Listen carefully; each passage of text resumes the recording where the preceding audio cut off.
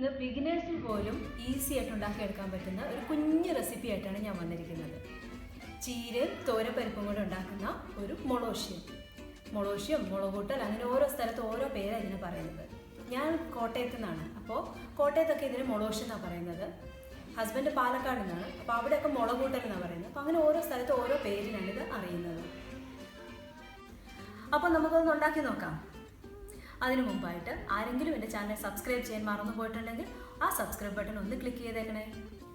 മൊളോഷ്യത്തിന് വേണ്ടിയിട്ട് ഞാൻ ഒരു കെട്ട് ചുവന്ന ചീര കഴുകി വെള്ളം പോകാൻ വേണ്ടിയിട്ട് വെച്ചിരിക്കുകയാണ്. പിന്നെ ഒരു പിടി തോരപ്പരിപ്പ് ഒരു അരമണിക്കൂറായിട്ട് ഞാൻ വെള്ളത്തിലിട്ട് വെച്ചിരിക്കുകയാണ്. പിന്നെ എടുത്തിരിക്കുന്നത് അരമുറി നാളികേരം ചിരകിയത്, ഒരു 1/2 ടീസ്പൂൺ മഞ്ഞൾപ്പൊടി നമുക്ക് വേണം, കുറച്ച് ഉപ്പ്, വെളിച്ചെണ്ണ, കറിവേപ്പില, ഒരു 3-4 വറ്റൽമുളക്. നമുക്ക് ആദ്യം തന്നെ ഈ പരിപ്പ് ഒന്ന് കഴുകിയിട്ട് ഒരു 1-1.5 ഗ്ലാസ് വെള്ളം ഒഴിച്ചിട്ട് കുക്കറിൽ ഒരു 3 വിസിൽ അടുപ്പിച്ചെടുക്കാം. പരിപ്പ് വേകുന്ന സമയം കൊണ്ട് നമുക്ക് ഈ ചീര ഒന്ന് റെഡിയാക്കി എടുക്കാം. ചീര നമുക്കത് ഈ മുകളിലത്തെ പോർഷനും പിന്നെ അതാ ഈ ഇലകളും എല്ലാം എടുക്കാം. എന്നിട്ട് ഈ തണ്ട് നമുക്ക് വേസ്റ്റായിട്ട് കളയേണ്ട ആവശ്യമില്ല. ഇത് അവിയലിനകത്തും സാമ്പാറിനകത്തും ഒക്കെ ഇടാവുന്നതേ ഉള്ളൂ.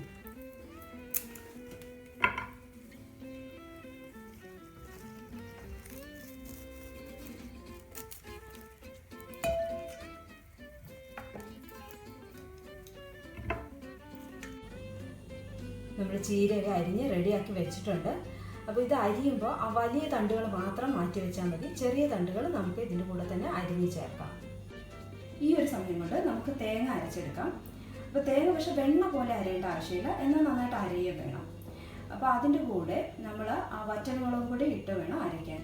മുമ്പ് ഞാൻ പറയാൻ മറന്നുപോയതാണ്, ഒരു 1/2 ടീസ്പൂൺ ജീരകം കൂടെ അരയ്ക്കണം. നമ്മുടെ പരിപ്പൊക്കെ വെന്ത് റെഡി ആയിട്ടുണ്ട്. ഇനി നമുക്ക് അരിഞ്ഞു വെച്ച ചീര ഇതിനകത്തേക്ക് ചേർക്കാം.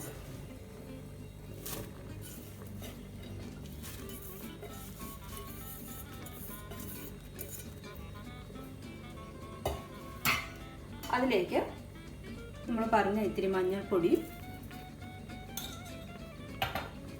ആവശ്യത്തിന് ഉപ്പും ചേർക്കണം.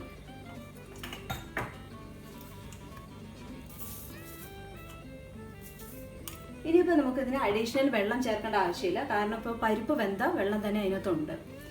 അപ്പോൾ എന്നിട്ട് കുക്കർ ഒന്ന് അടച്ചു വെച്ച് ഒരു 3 വിസിൽ, ഫുൾ ഫ്ലെയിം ആണെങ്കിൽ 3 വിസിൽ തന്നെ ഇത് അടുപ്പിക്കാം.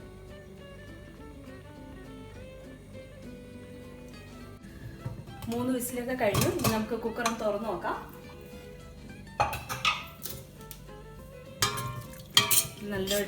നല്ലതായിട്ട് ഇത് യോജിച്ചിട്ടുണ്ട്.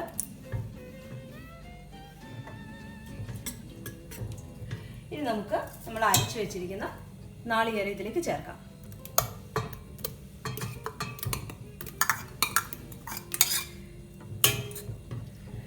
ഇത് നന്നായിട്ടൊന്ന് മിക്സ് ചെയ്ത് കൊടുക്കുക. എന്നിട്ട് ഒന്ന് തിളയ്ക്കാൻ വേണ്ടിയിട്ട് വെയിറ്റ് ചെയ്യണം.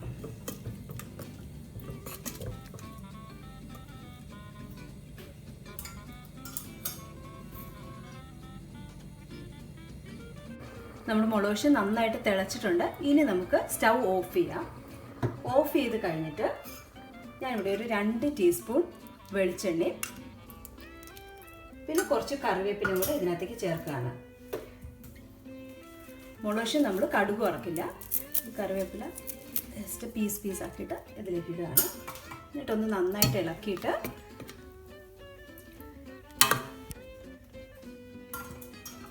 ഒരു 5 മിനിറ്റ് നമുക്ക് കുക്കർ അടച്ചു വയ്ക്കാം. എല്ലാം നന്നായിട്ടൊന്ന് യോജിച്ച് കിട്ടാൻ വേണ്ടിയിട്ടാണ്. അത് കഴിയുമ്പോൾ നമുക്കിത് സെർവിങ് ബൗളിലേക്ക് മാറ്റാം. മൊളോഷ്യം ഞാനൊരു സെർവിങ് ബൗളിലേക്ക് മാറ്റിയിട്ടുണ്ട്.